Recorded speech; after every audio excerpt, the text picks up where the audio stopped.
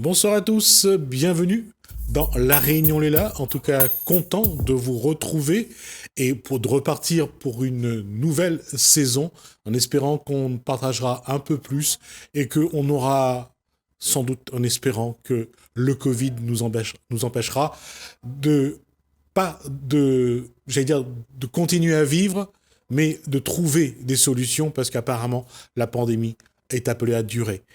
Donc on essaiera de trouver quand même les bonnes postures. Pour l'heure, on va parler ce qui nous attend au mois d'octobre, du 1er au 14 octobre, c'est-à-dire élection à la Chambre des métiers, la Chambre de métiers et de l'artisanat de la Réunion. On en parle dans Causement Réunionnais. Et un des acteurs de l'artisanat et du monde économique qui a beaucoup donné de la voix pour défendre, en tout cas, la bonne gestion des entreprises, c'est Jean-François Maillot. Bonsoir. Bonsoir. Vous êtes président du CSAPR, C'est bien ça. le collectif des... Syndicats et associations professionnelles de la Réunion. C'est un... Vous étiez déjà candidat en... J'étais candidat en 2016 et je suis candidat pour 2021. Là, ça a été ça a été une réflexion facile à mener parce que vu tout le travail que vous avez essayé de faire depuis, on a vu les manifestations, que ce soit à la CGSS, que ce soit devant le tribunal, pour essayer de défendre le droit des entreprises. Voilà, raison de plus qui motive encore plus aujourd'hui justement à travers les élections en chambre de métier, puisque c'est vrai qu'il y a l'association aujourd'hui qui lutte depuis de nombreuses années contre les injustices, entre autres contre certaines caisses. Avoir un pied dans la chambre de métier, c'est de nous donner un pouvoir supplémentaire. Et on ne peut pas passer à côté aujourd'hui par rapport au combat qu'on mène depuis plusieurs années. On ne peut pas passer à côté. On a une obligation d'être présent aujourd'hui. On a bien vu que le contexte devient de plus en plus compliqué et malheureusement, en face, il n'y a pas de proposition. Donc, pour moi, c'est un honneur, c'est une gloire de partir aux élections dans la Chambre de métier au mois d'octobre. Alors, le point qu'on va faire, on va d'abord parler d'avant Covid et après du Covid. Avant le Covid, la situation, je veux dire, parce que cette élection concerne d'abord les petites entreprises, l'artisanat. Tout à fait. Et cette situation-là, qu'est-ce qui explique que l'entreprise individuelle, que ce soit l'entreprise artisanale ou les petites entreprises, qu'est-ce qui explique que c'est plus difficile? On a l'impression aujourd'hui, et si on écoute les chefs de ces structures, que c'est de plus en plus difficile, que vous êtes un petit peu à la cinquième roue du carrosse de ce monde économique, que vous êtes souvent des sous-traitants, que votre marge ne cesse de baisser. C'était ça avant le Covid, toujours? C'était ça. Le manque de reconnaissance aux PME, aux TPE est toujours présent. Et c'est pour ça qu'on doit réagir. Aujourd'hui, la crise qui dure depuis presque 1 an et demi, tous les activités sont touchées, que ce soit le service, l'alimentation, le bâtiment, la fabrication. Certains un peu plus que d'autres, mais aujourd'hui, le Covid est venu empirer les choses, aggraver la situation des entreprises. Je peux même dire aujourd'hui que c'est désastreux ce qui est en train de se passer. Et malheureusement, que ce soit au niveau de l'État, au niveau des chambres consulaires, il n'y a pas de proposition, il n'y a pas d'accompagnement. Et c'est là qu'on veut justement mettre ça en avant. Ça, c'était avant le Covid. Depuis le Covid, la situation, bien sûr, s'est empirée, puisque le travail ne se fait plus, puisqu'il y a plus de propositions, parce que le marché, l'appel d'offres des marchés publics n'est plus aussi présent. Comment la situation a évolué depuis le début de la pandémie? Les marchés publics, on reste au même stade, puisque j'avais toujours dit, on le dit toujours d'ailleurs, que répondre à un marché public n'est pas donné à tout le monde aujourd'hui. D'accord? Il faut vraiment être structuré au niveau de l'entreprise, c'est assez complexe. La personne qui obtient un marché aujourd'hui, il a l'obligation, bien sûr, déjà d'être à jour fiscal et social. Et le souci, c'est qu'on nous demande aujourd'hui des garanties financières. À savoir, bon, on a un manque d'activité, on n'a plus de trésorerie, on ne peut pas. Et là, les banques ne jouent pas le jeu. Malgré qu'il y a eu des accords, des partenariats signés avec les chambres consulaires, mais les banques ne jouent pas le jeu. Aujourd'hui, on a un gros problème de trésorerie. Le problème qui se pose aujourd'hui, c'est la trésorerie, le manque d'activité, bien sûr. Bon, pas d'activité, pas de trésorerie. Et aussi, on voit, les prix sont tirés de plus en plus vers le bas. Dans les marchés publics, aujourd'hui, on prend le moins-disant. On ne peut pas, en 2021, dire qu'on prend le moins-disant sur un marché public. Puisque un prix, ça se forme en fonction de l'entreprise, de la structure de l'entreprise. Moi, je pourrais pas avoir le même prix que quelqu'un qui a 50 salariés. Donc, c'est là, mais c'est pareil, on a déjà tiré la sonnette d'alarme là-dessus à plusieurs reprises, mais il n'y a pas d'écoute, il n'y a pas d'écoute. J'ai même fait à un moment donné partie de la HCCP, et là, on a bien vu. On va juste rappeler ce que c'est. La HCCP, c'est la haute commande publique. C'est que eux-mêmes, ils ont dit à un moment donné, puisqu'on posait la question, mais pourquoi on a ce point, pourquoi on a des marchés qui ne sont pas, pourquoi on a ces prix, mais ils ont dit, aujourd'hui, ce sont les collectivités, on a pas mal de permis de construire, mais ce sont les collectivités qui nous bloquent, qui ne délivrent pas les permis de construire. Donc voilà, ce qui fait aujourd'hui qu'on se retrouve dans un gouffre. Dans un gouffre. On est confronté aujourd'hui, bon, la crise Covid, on est en train de nous demander d'avoir un pass pour aller travailler.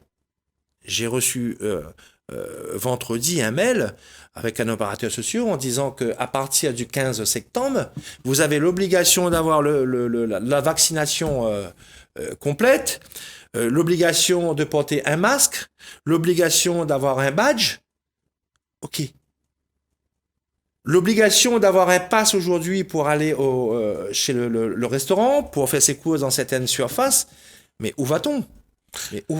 Oui, mais le problème, puisqu'il s'agit de marché public, ça m'étonnerait que l'État lâche du lest comme vous voulez. Là, ça va être beaucoup plus, je dirais, cadré, et vos salariés devront se soumettre à ces demandes. Mais je suis tout à fait complètement d'accord avec ça, qu'il y ait des obligations en face. Mais aujourd'hui, quand on voit qu'on nous donne dans certains marchés un prix d'une prestation qui est souvent en dessous du coût de revient, et à savoir qu'on n'a pas le droit de faire travailler en dessous du coût de revient, non. J'avais demandé à la HCCP un moyen de travailler avec certains syndicats pour mettre en place un bordereau de prix moyen. Parce qu'on ne peut pas imposer un prix à une entreprise. Comme je disais tout à l'heure, c'est en fonction de la structure de l'entreprise. Donc, il y a un travail, il semblerait, qui est commencé depuis 2 ans. À ce jour, on est toujours au même stade. On est toujours... Qu'on nous impose des choses, il n'y a pas de problème. Mais les choses qu'on nous impose à côté, il y a un coût aussi. Il y a un coût. Aujourd'hui, on voit la matière première augmenter. Ça a flambé. Depuis la nouvelle route du littoral, ça a flambé. On va revenir aussi sur un point aujourd'hui qui pèse dans la gestion des entreprises, c'est que le fret est en train de flamber également. Le fret, et que donc OMR. Ça va se répercuter sur les prix des produits. C'est fait déjà. C'est déjà fait. C'est déjà fait. Ok. C'est déjà fait. Donc entre le fret, l'OMR. Alors l'OMR, c'est l'autre de mer rayonné. Ah d'accord, ok. Réunion. D'accord. On a l'OM et l'OMR. D'accord. Et donc ça a monté. Le fret a monté. Aujourd'hui, par rapport à des entreprises, par rapport à une entreprise locale aujourd'hui, le prix des agrégats, qui était, je prends l'exemple d'un camion de sable de 0,6, qui était à 200 €, 210 € livré. Cette année, on est à 420 €. D'accord ? Ça a été multiplié par 2, une augmentation de 100%. Et on va ajouter bien sûr le prix du carburant qui est passé de 0,96 centimes pour le gazole à 1,11 aujourd'hui. À 1,11 € aujourd'hui. Donc il y a quand même 15 centimes de plus en à peine quelques mois sur le litre du carburant. Tout à fait. Il y a un impact financier par rapport aux augmentations. D'une façon générale, dans les marchés publics, il y a l'inflation qui s'applique normalement tous les ans. Travaillons après chez un opérateur social, vous savez, qui travaille sur un bordereau de prix. Ce bordereau de prix, pour certains, pour les 3, ça date plus de 7 ans.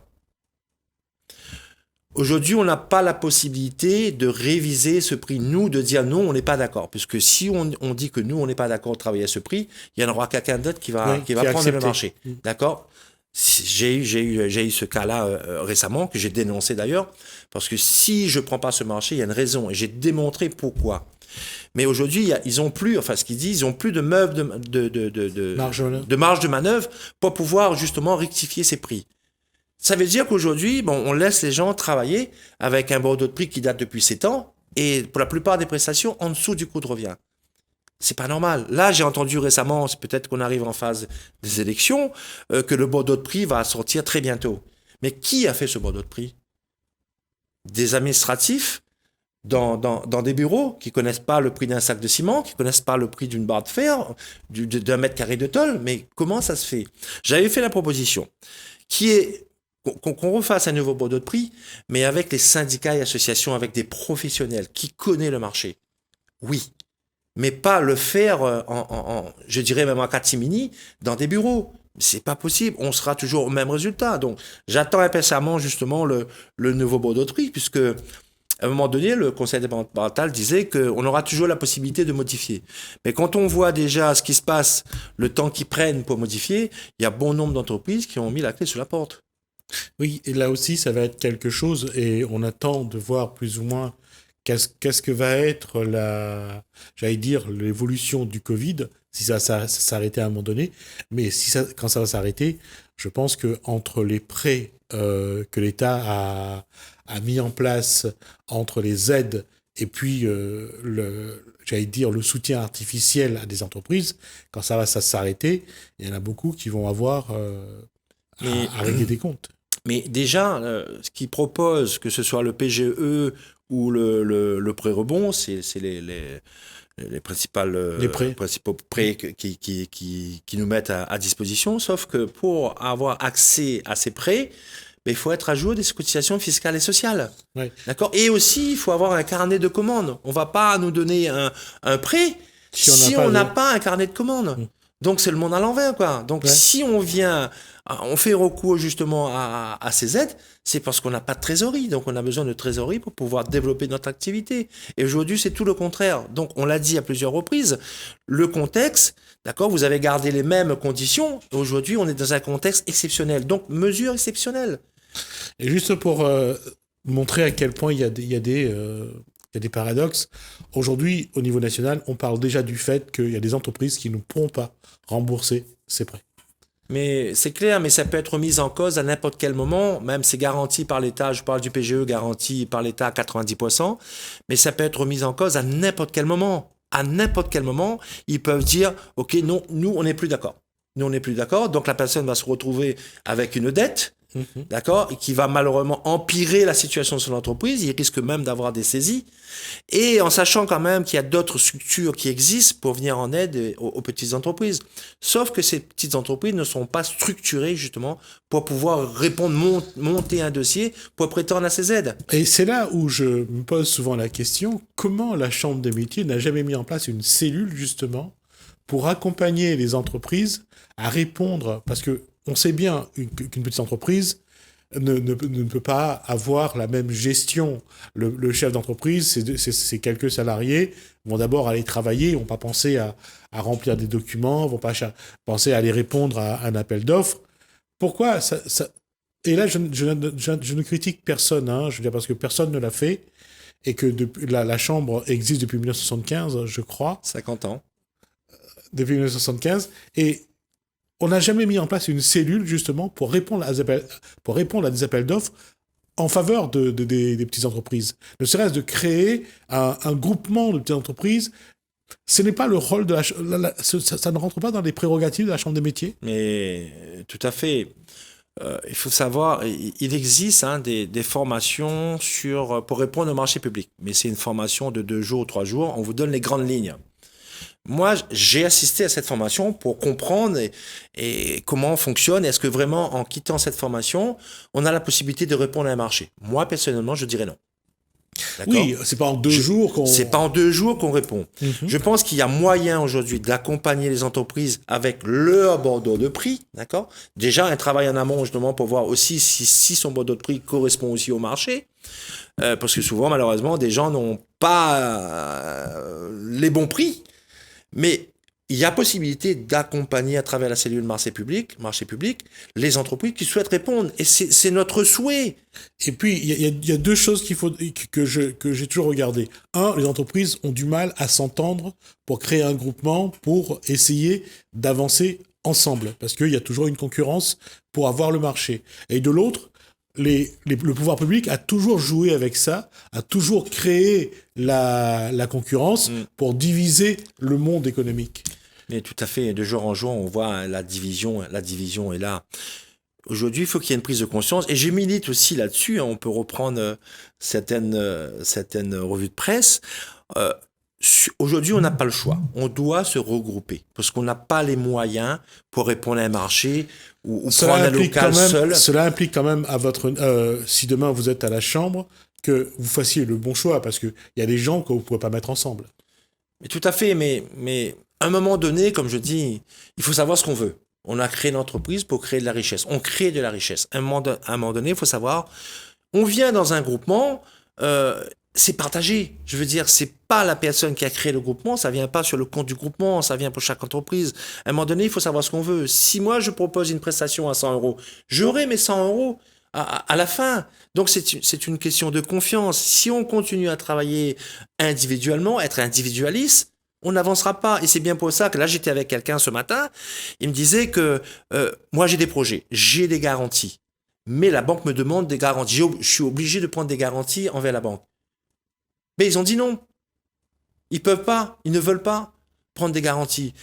La rôle a un rôle très important aujourd'hui. Ils ont eu à un moment donné de l'aide, de l'argent pour aider aux petites entreprises. Où est passé cet argent ? Où est passé ?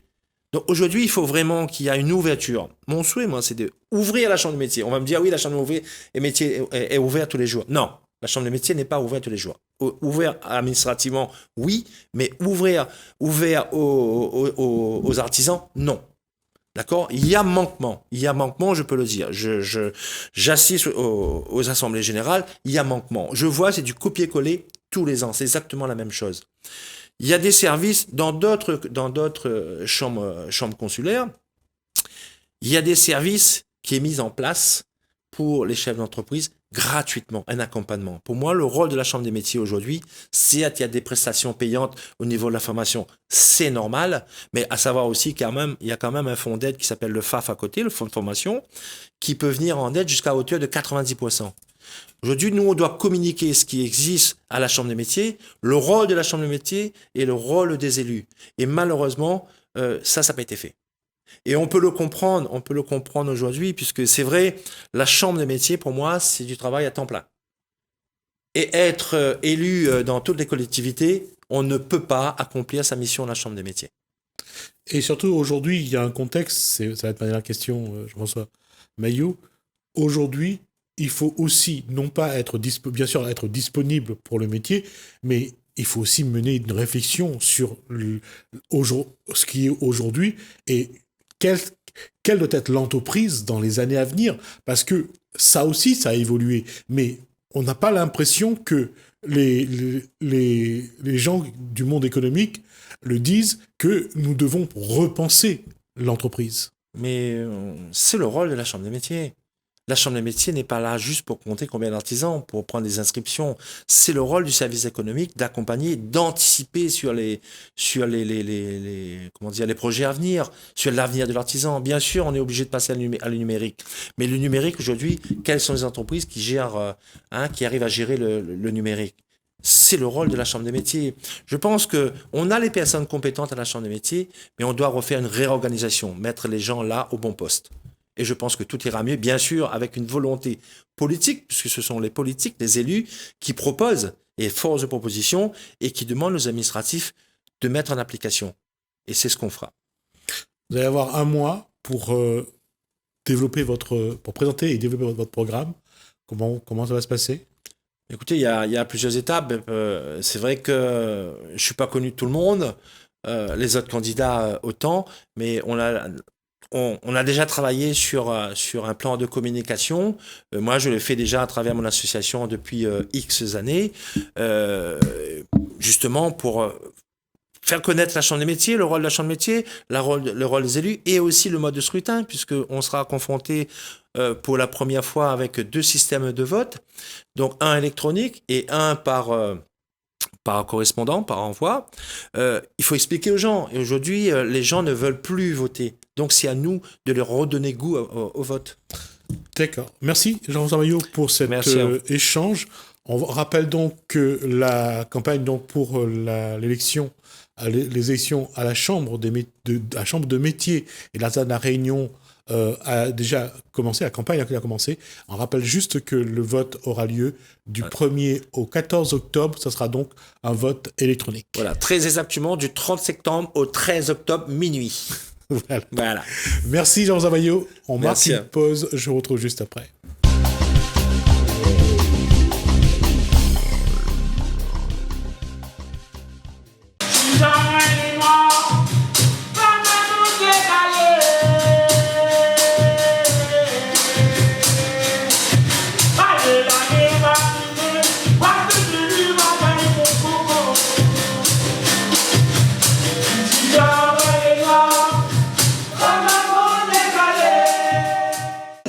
Célébrons aujourd'hui. C'est l'esprit du combat de ces hommes et de ces femmes de la Réunion, mais aussi d'Haïti, des États-Unis, de Maurice, du Maroc, d'Inde, de Turquie, d'Oman, etc., qui habitent le projet de l'UNESCO, la route de l'esclave, résistance, liberté, héritage. Lancé en 1994, ce projet a pour vocation de soutenir la production de connaissances, développer des réseaux scientifiques et accompagner des initiatives mémorielles et pédagogiques sur cette thématique. Au travers de différentes modalités, donc, l'UNESCO s'est employé depuis plus de 26 ans, désormais, à réfléchir et à avoir un impact transformateur sur ce que l'on pourrait rassembler dans la formule « assumer le passé, réparer le présent, construire l'avenir ». Les personnes d'ascendance africaine, que ce soit dans l'océan Indien, les Amériques, dans les Caraïbes, au Proche et au Moyen-Orient et en Europe, souffrent d'un triple déni. Alors, un déni d'humanité d'abord, alimenté par des stéréotypes racistes les plus fantasmagoristes et infamants sur l'animalité présumée des Africains, des personnes d'ascendance africaine. Un déni de leur histoire.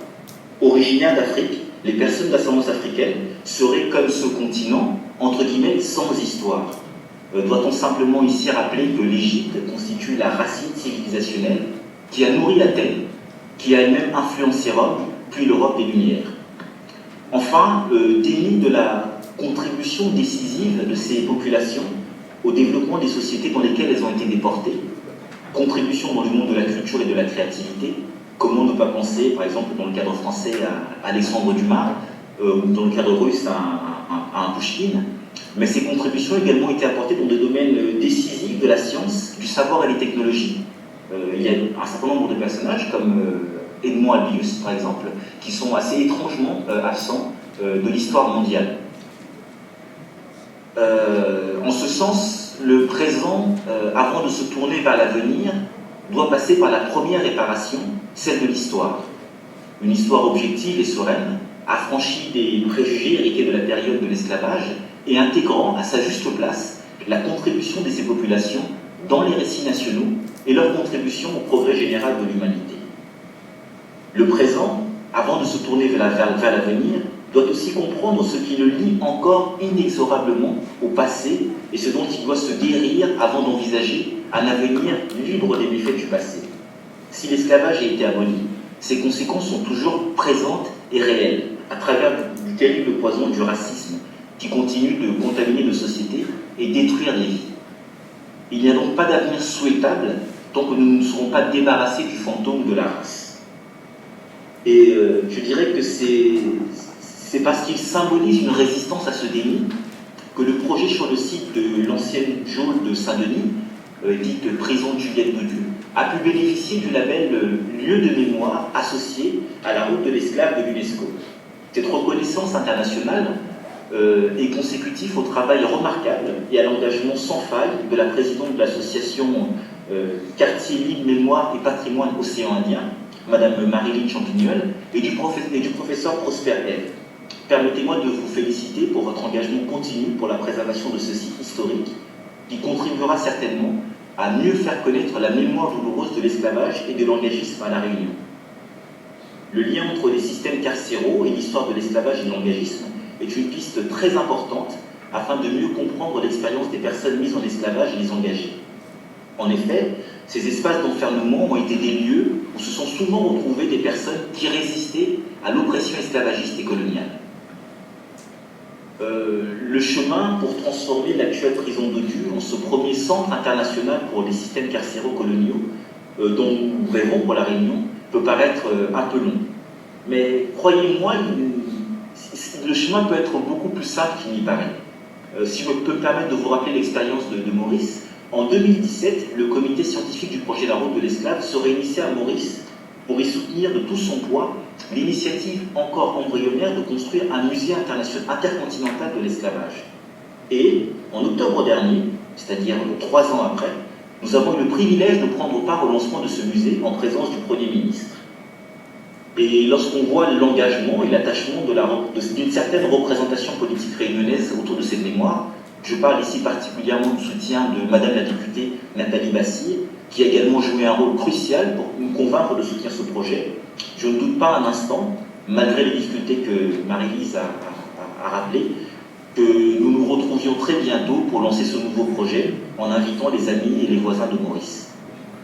À l'évidence, donc, il est important de construire des centres et des musées thématiques sur l'histoire de l'esclavage et de l'engagisme. Cela favorise une approche intégrée du patrimoine culturel, ainsi que des liens de continuité entre création et patrimoine, et permet au public, notamment les communautés locales et les groupes défavorisés, de renouer avec leurs propres racines et d'aborder les cultures des autres communautés. Construire des musées ou des centres est donc important, mais il est tout aussi important de réfléchir sur ce que l'on montre et la manière dont cela est montré. Il faut sortir d'une représentation et des scénographies qui reconduisent, souvent malgré elles, une vision déshumanisante des personnes mises en esclavage. Sortir de la saturation du récit par des artefacts comme les chaînes, les fouets, et mettre en scène, à l'intérieur des musées et de centres, la dignité, la résilience et la résistance de ces hommes et de ces femmes. Dans cette perspective, le projet dont l'association est porteuse pourra certainement bénéficier des bonnes pratiques en la matière regroupées et analysées dans un ouvrage à paraître intitulé « Nouvelles approches pour interpréter et représenter l'esclavage dans les musées et le site ». Ce travail remarquable, commandité par l'UNESCO et débuté par le professeur Nelly Schmidt, pourrait être un guide pertinent afin d'installer au sein de ce lieu de mémoire la perspective la plus appropriée pour représenter l'expérience de ces hommes et de ces femmes esclavisés ou engagés, jetés en prison, pour le plus souvent parce qu'ils s'opposaient de diverses manières à la domination coloniale. Et j'aimerais conclure, pour ne pas vous prendre trop de temps, parce qu'il est déjà l'heure de déjeuner chez vous, en rappelant qu'en juillet 2019, le Conseil international des musées a approuvé une nouvelle définition du musée. Je cite, « Les musées sont des lieux de démocratisation inclusif et polyphonique, dédiés au dialogue critique sur les passés et les futurs. Reconnaissant et abordant les conflits et les défis du présent, ils sont les dépositaires d'artefacts et de spécimens pour la société. Ils sauvegardent les mémoires diverses pour les générations futures et garantissent l'égalité des droits et l'égalité d'accès au patrimoine pour les peuples. Le travail de préservation et de restauration de mémoire initié par l'association Quartier Libre, Mémoire et Patrimoine Océan Indien, avec le soutien de quelques autorités, reflète parfaitement cette nouvelle dynamique, visant à faire des sites et lieux de mémoire comme la prison Juliette Dodu un lieu citoyen où la mémoire et la représentation de chacun sont respectées. Voilà, c'est tout ce que je voulais vous dire. Je vous remercie de votre attention.